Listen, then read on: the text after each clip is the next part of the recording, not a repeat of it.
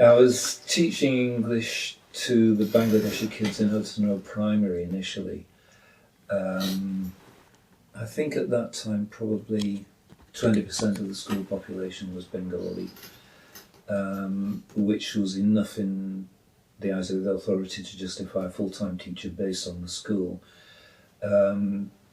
Very crudely at that point, the primary age kids were split 50-50 between Hudson Road and Diamond Hall Primary, with all of them feeding into Thornhill. But to a large extent, the ones who left Hudson Road and the ones who left Diamond Hall to go to Thornhill were pretty well absorbed into the mainstream population in terms of English ability by the time they got there. So Thornhill was largely taking new arrivals, which were relatively few in number at that point. Right. Could you say who you met and describe what your relationships were with them? Some people I met just as parents, and that tended to be a fairly fleeting relationship. It was sort of largely administrative about what was going on in school and what they needed to know. We always had at least one. At one point, I think it was as many as 3 bilingual assistants working in the school. All of them in my time female. I don't know what the situation is now. So we used to use them as interpreters if we did home visits. So what was the initial question? Just who you met, Right, who I met. What your relationship. Well, there were others that were obviously leaders in the community. Khalid put himself very much forward as a leader, even at a time when he wasn't necessarily elected as such. Tafazal Hussain, who I think is still around, he was one of the people who went to Bangladesh with me. It tended to be those two that I had contact with in terms of, if you like, formal relationships with the community. There are a couple of more fringe people. The thing is that those two also lived in the East End, which meant that I got more regular and easy access. I could never quite work out whether they were presenting themselves as total leaders or whether there were other people in Millfield, possibly more closely associated with the mosque, that might see themselves as well as having some sort of role as community leaders. Right. Can you describe some of your memories of initial meetings with the community, and if you have any significant incidents? I think it depends whether you're talking about meetings with a capital M or meetings with a small m. At one stage, my job changed when I stopped being a pretty well full-time English teacher in Hudson Road and took on wider responsibilities for community relations within education. And until then, meetings had been very much with a small end. They'd been informal, they'd been either parents' evenings or home visits or things of that kind, and not necessarily with anybody who had huge status in the community. But when I started providing part of the local authority front in conversations with the community, meetings used to take place in a whole variety of different places. When we were actually working towards the creation of the Bangladeshi Centre, that went in 2 stages, only the first of which I was directly involved in, and there were some very small-scale informal meetings that took place above a shop in Hilton Road. It tended to be probably me and somebody from Council Planning Department who went on to those, occasionally somebody from Thornhill, plus a crowded room full of community representatives. Then, when developments moved further, to an extent it became professionalised, and also it moved from meetings at 3-4 in the afternoon to ones that started when the restaurants closed. Right. And I quite deliberately took a back step there because I was working full time during normal working hours, and some of those meetings went on quite casually till 2 and 3 in the morning. So I partly, no, entirely from my own point of view, I decided that wasn't appropriate for me, and I stepped back at that point. I mean, I don't want to give the impression that there's any sort of disagreement, but the other thing that happened around that shift was that I thought we'd been looking for convertible buildings that could be sort of squeezed into use as a Bangladeshi centre, and the one that emerged was the Hudson Road nursery building, which had become redundant for the school. But it would have required some quite difficult conversion work, obviously, because of the nature of the two tasks was very, very different. And it became clear fairly early that was a non-starter. But then when the actual building got completed, in the nature of things, an awful lot of the activities that I've been involved in anyway transferred into it. That was when I got to know, sorry, I mentioned his name earlier, Abu, right. And tended to get dragged into almost all the things that were going on in there. The other thing that had been happening all along was that until the centre was built, and even to some extent afterwards, Hudson Road provided things that weren't available in other ways. So for a few years, the annual Bangladeshi Independence Day event was held in Hudson Road School Hall.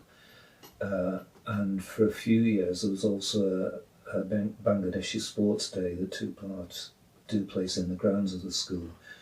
That always turned into a sort of Millfield versus East End athletic competition. They had kabaddi and stuff like that as well. That was a good one.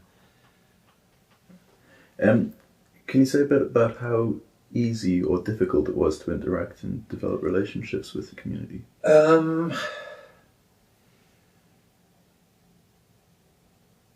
Generally very easy, I've got to say, because the community were incredibly welcoming. I think if I'd not been coming from the sort of school context, I'd probably have found it difficult to build relationships with females in the community. But because of us having, I say, almost exclusive, I think Thornhill quite early on had a male bilingual assistant, but the primaries tended to have females. One of whom, in fact, Rashida, became a friend of mine in that she was a bit on the fringe of the community. She ended up moving out to north of the river, and was never sort of a type. I don't think the family were Said Puri, but she ended up going through college and became part of my teaching team, and she's still working for the authority in some capacity. But she and a couple of the other bilingual assistants gave me some sort of bridge into the sort of female half of community activity.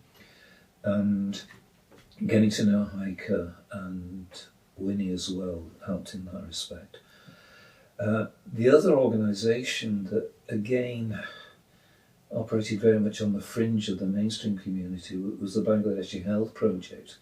I don't know if you've come across that, but it was run by a health visitor and a married Bengali couple, Rahima and what was his? There were the Chowdhuries anyway. His real name was Muzamil, but he went. I don't know whether it was in the community or with the white population. Went by the name of Raju, which always caused a sort of hidden snort when it was used by the community. So I don't know whether that was some self-given honorific or something like that. But they worked with the Bangladeshi women predominantly, but also to some extent with the men. And they ended up creating a clinic back in Bangladesh. Right. The hope had been that it would be in Soitpur, but I think local politics intervened, and they ended up setting it up in a neighbouring village. But they went out there quite regularly. And that again provided a different type of window into community activities. And they had some very good links with individual members just because of the health service that they provided. Right. Well, what was the health service? Was it aimed at? It was aimed at, as I say, largely specifically Bangladeshi health issues that weren't necessarily covered by the mainstream. So there were some illnesses, there were some deficiencies, there were some cultural issues around consultation. There were obviously different traditions of things like birth, and they provided an interface between the mainstream providers and the Bangladeshi community. Right. Were there cultural differences that were difficult to overcome? Yeah. I'm trying to think of specifics without getting into stereotyping, but we always had, I say always, it wasn't a constant, but we had fairly regular problems with disciplinary methods in the mosque schools. Right. We had different perceptions about what accurate timing was. We had... No, I'm trying to think about the sort of the stereotypes, but in fact, diet, I don't think was ever a particular issue. I think partly because in the schools it was avoided by the proximity of the community to the schools. So by and large, kids went home for lunch. And during Ramadan, obviously, they just disappeared at lunchtime, so they weren't surrounded by people scoffing at lunchtime. Clothing. Thornhill were pretty good on that one in that excuse me, that they were fairly quick to welcome girls covering their heads. At that time, I think the assumption was normally that girls would wear fairly loose-fitting trousers in Thornhill colours, and I mean now they probably look more Islamic on the way to school, the girls do, but they were quite happy with the sort of compromise that were reached initially. And I say with younger kids, it was never really an issue anyway. So. Right. Other cultural issues I'm trying to think of. I mean, I've already in a sense indicated one in that an awful lot of the community activity went on at what I would now call antisocial hours, and it was sometimes difficult to tap into them. By the time I came into the scene, what might have been cultural issues to some extent seemed to be being dealt with. So, for instance, the girls' swimming was a dedicated closed session in Newcastle Road, so issues over what they wore while they were swimming didn't arise. They could wear what was appropriate for them. Weird little ones that impinged on me. The annual carnival in the East End, which I think has died, but we had a Hudson Road contingent on the back of a lorry for 4 or 5 years there. I simply said as a rule of thumb that we had a carnival group that met at lunchtime, which I ended up running because nobody else felt like it. I just said, if you're a Bengali, bring an English friend with you, and vice versa. So we ended up with a nice 50-50 split just by the way we'd organised it. Right. We had slight problems when when the actual carnival procession reached the 5 streets, because some of the kids who weren't on the lorry decided they quite liked to be on the lorry and tried to climb on. But apart from that, it was good. No, I mean, I met some very nice people amongst the white population who seemed to me to be very sensitive in the way they were coping with issues. So I'd say in general, cultural issues were interesting rather than problematic. Right. I think a lot of the time, people like me would just blunder in and not realise that there were issues until it was pointed out to us. Right. But whenever we made mistakes, the community were generally very, very tolerant. Right. What do you think the relationship between the Bangladeshi community and the wider population of Sunderland was? At that time, and I can't really speak for now, it was pretty well mutually exclusive. I didn't come across, and I'm the wrong person to ask on this, but I didn't come across a huge amount of overt racism. But I think because of the geography of certainly the East End half of the community, they seem to have a pretty good relationship with the white people in the 5 streets, and there was no gradual hinterland beyond that because it was bounded by fairly obvious demarcations. I mean, town centre on one side, park on the other, the school on the eastern side, and then the old railway line as an almost physical barricade on the final side. So I think reasonable relationships were established within the 5 streets. That had its drawback in that integration was slower than it might otherwise have been, I think. The Bangladeshis were still seen very much as other. I think within the school, talking about Hudson Road, well, that's what's true of Diamond Hall as well. There was that vague echo of the Dutch line on the Jewish population, that they might be dirty Jews, but they're our dirty Jews. And there was a sort of protective almost feel about a lot of the white kids that I knew. Right. What was your perception of the challenges that the Bangladeshi community faced? There's a long list. Let me start with the ones within the community first that I perceived. I think one of them was the lack of, if you like, a third generation. For the most part, the grandparents were still back in Soipur, often looking after houses that would otherwise have been abandoned. And their presence in the community was a miss, I think, because they could have provided, well, a number of things. They could have provided some wisdom and experience that might have been relevant, but they could also have fed the history and mythology of the community that by and large dads were too busy to do because they were working when the kids were at home. So I think that missing component of the community was a loss.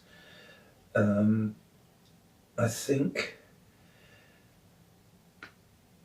there was always a danger that mums who'd had relatively little education in Bangladesh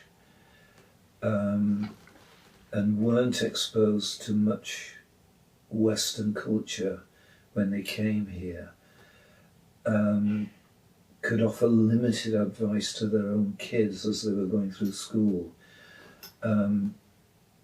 Fathers, to some extent, that was also true of, but a higher proportion of them had actually had at least primary education in Soipur, and often would have some sort of genuine educational ambitions. Mums might have had educational ambitions for their kids, but had got very few ways of articulating it, very little personal experience to base it on. I think also from an educational point of view, the educational world certainly in Soipur was very, very different from what they ran into here. Secondary education, paid for, although not costing a lot, but it was paid for. classes of 50 initially, very much a traditional sitting in rows. Secondary education, even to some extent primary, sexually split. So whatever communal experience of education they brought with them was not terribly useful when they arrived here. I think that there were some tensions therefore caused by, for instance, the young women who went through Thornhill, or a lot of Thornhill, and developed ideas of where they were going from there that ran counter to some of the traditions at home. I mean, the generation that I was educating but also working with, who, I say, had some education in Sunderland, particularly amongst the females, felt very different from their mums. And for the most part, they were extremely tactful and continued to follow the assumptions and the traditions of the community, but there was always a tension there, which they worked at. In terms of external pressure, I think, again, recognise that I'm speaking largely from an educationist point of view. The lack of role models was an issue for both boys and girls. The Bangladeshi restaurant world had probably, by the time I came along, absorbed about as many workers as it was ever going to. You know, the model until then had been, let's open another restaurant. But there are probably enough now to serve the population. So boys were having to look elsewhere for work and education opportunities, and we probably didn't do anything like enough to visualise it from their point of view. It was very much this is what's available to the whole population, rather than thinking from where you start, what would you be looking for? I mean, it was possibly even considered racist to even think in those terms. You know, we ought to give them every opportunity that everybody else has got. But that was a big ask for a lot of the boys. It was an even bigger ask for the girls, obviously. So I started by saying lack of role models, but it was also possibly a lack of genuinely empathetic advice from the service providers as well. I think there's possibly too little incentive for, if you like, non-service providers to engage with the community. I mean, blame probably rests on both sides, but I think more could have been done from the white side to engage them more. There were local politicians that were very sympathetic, but, choosing my words carefully, were unskilled in the way that they address some of the issues. So I think, I mean, integration isn't an answer to every need, but I think more could have been done to make it more possible at the time that I was working with them. How do you think the communities overcome challenges, if they have overcome them? You're probably asking the wrong person though, because I retired 8.5 years ago, nearly 9 years now, and I made a point of not following the pattern that some of my colleagues did of, you know, the head teacher who stays on the governing body, or the one who comes along and says we didn't used to do it that way. So I've had virtually I went to the celebration a couple of years ago, but apart from that I've had virtually no contact with the community, so I couldn't really say how it's developed since then. Right. You said before that you didn't think racism, you didn't see many racist incidents. No, I say obviously as a white person, a lot of it would be hidden from me. but I wasn't conscious of an awful lot going on. There was the occasional flurry of organised BNP type stuff. And whenever they were on the up, I mean, in Sunderland, I can't remember a surge of nationalism ever lasting more than about 6 months or a year. But when it did erupt, it tended to head into the East End. But in terms of day-to-day abrasiveness, I was never conscious of I know Rashida, the woman I mentioned who ended up being a teacher, did have a fair number of negative experiences of casual stuff like being obliged to walk in the road when a group of white people were coming down the pavement towards her, even when she got her kids with her. And I was conscious that stuff like that was going on. But otherwise, no, I wouldn't have thought so. Right. What do you think the Bangladeshi community has contributed to Sunderland? Huge amount. I think, whether it likes it or not, it's been the only significant ethnic minority community in the city, and therefore it's been a flag carrier, if you like, for what nationally has tended to be slightly less monocultural. I mean, I come from Lancashire, and to some extent that was Pakistani dominated, but it always felt slightly more diverse.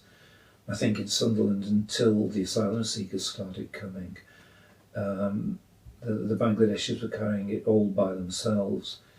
And I think, for one reason or another, they've made it relatively easy for Sunderland to accept an ethnic minority community.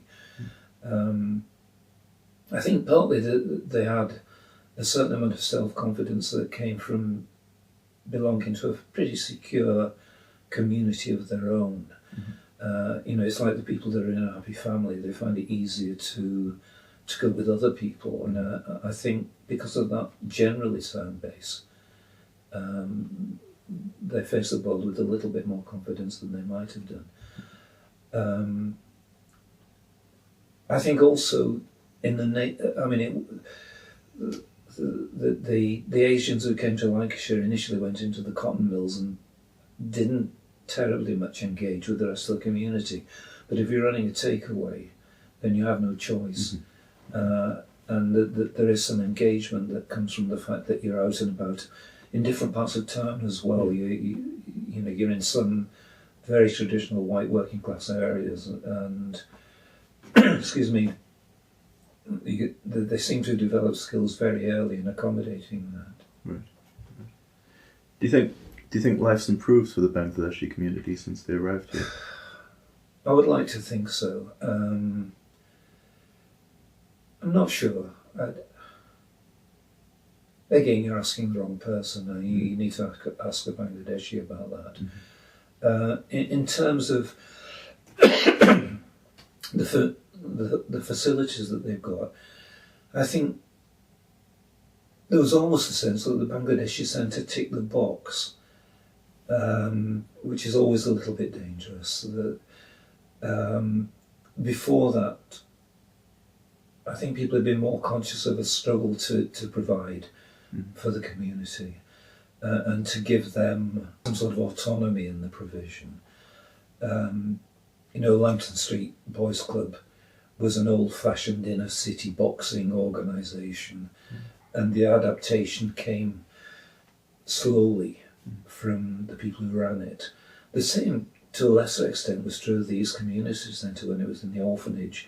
There's a lot of hard work done, but there was, as I say, this dim sense that now they've got this lavish new building with its own management committee, and when necessary a woman's half and a man's half, then we didn't do any more about it. And I think that's always a danger. What I don't know is what current access is like to, if you like, mainstream provision, or the extent to which mainstream provision has been adapted to match community needs. I'm completely out of touch with that. Right. So you might not be able to answer my last question then, which is how do you think things could improve? I think there's got to be recognition on both sides that they aren't going back.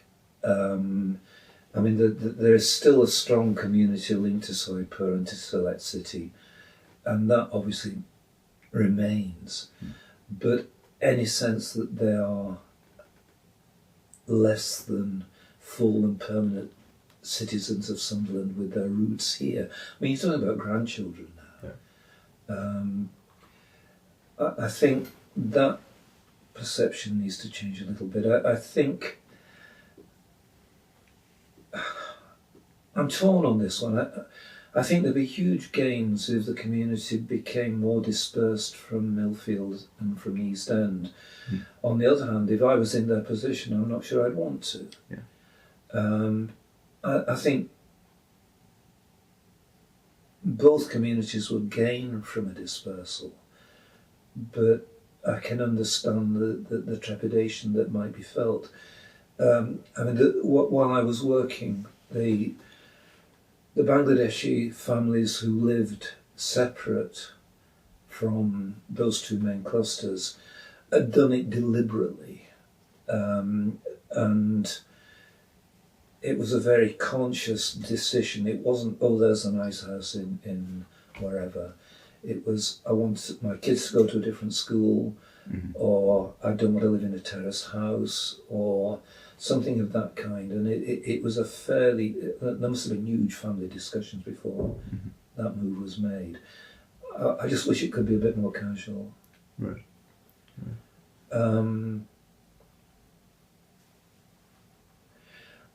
It would be nice as well, I think, if there was more Bangladeshi representation in mainstream provision. I don't see many Bengali faces around the town hall, the city centre. Not a huge number in retail. You know, the public front of the Bangladeshi community is still pretty private for the most part. And I would like to think that a generation from now that was no longer true. Yeah. You don't look twice at non-white faces in London doing just about any job. In Sunderland, there's still a surprise.